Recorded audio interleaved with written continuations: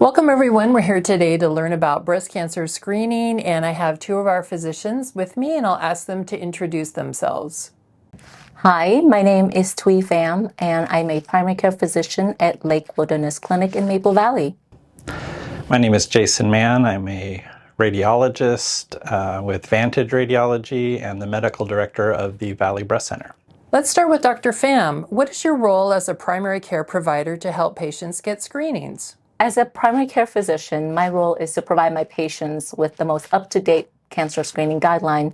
Typically, this is done at their annual physical, where we sit down together, we review their family history, cancer risk, and personal history, and decide the most appropriate screening for them. However, for me, I try to catch my patients at every visit. If they are due for breast cancer screening or any other type of screening, I bring it up every chance I get. Additionally, patients can go on their My Chart and view their health maintenance items, which includes their cancer screening, whether they're due or not.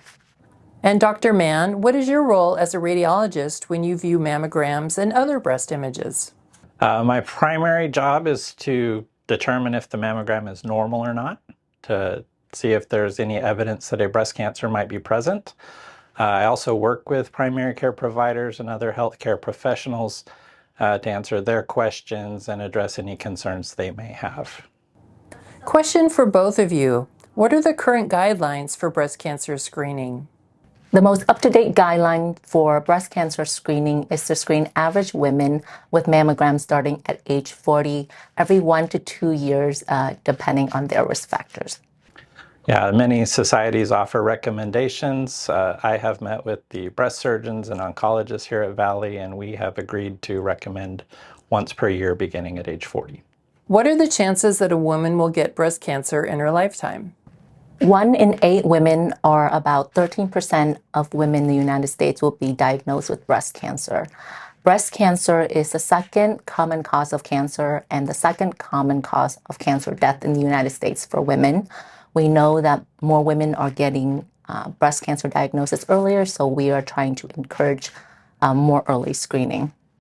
What are the latest guidelines for doing breast self-exams? Currently, there's no great evidence on the benefit of clinical breast exam or self-breast exam. However, I highly encourage my patients to understand and be aware of what their breast looks and feels like. So when they have changes in their breast in terms of symmetry, skin changes, mass, discharge, that they bring it up to their medical provider for further evaluation. What does it mean if your mammogram report notes that you have dense breasts?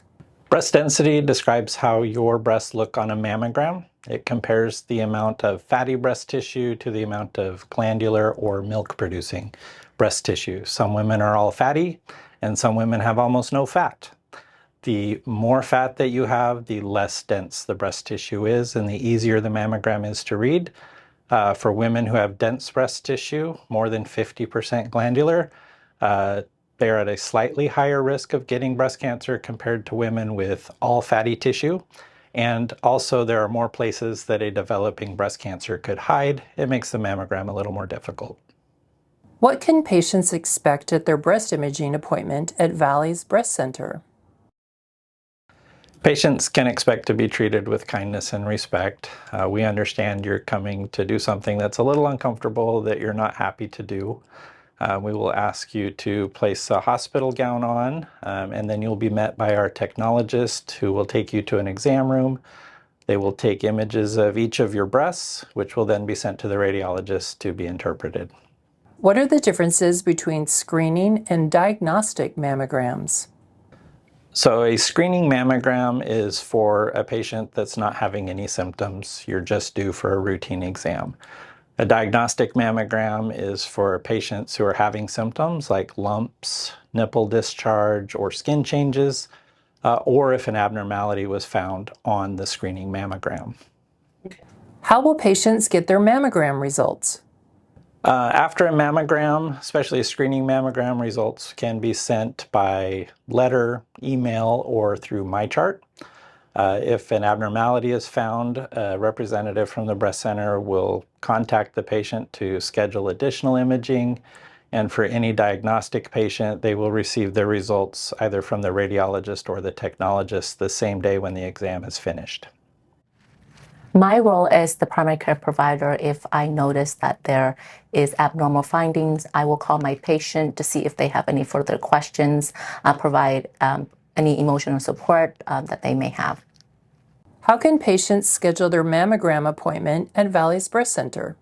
Patients can schedule their screening and diagnostic mammogram through MyChart or calling the breast center directly. We have 2 locations, one in Covington and one at the Renton main campus. In Renton, we do both screening mammograms and diagnostic mammogram, and at the Covington, there's only screening mammograms done. Thank you for answering our questions today, Dr. Pham and Dr. Mann. And for those of you watching, we encourage you to go to our website to learn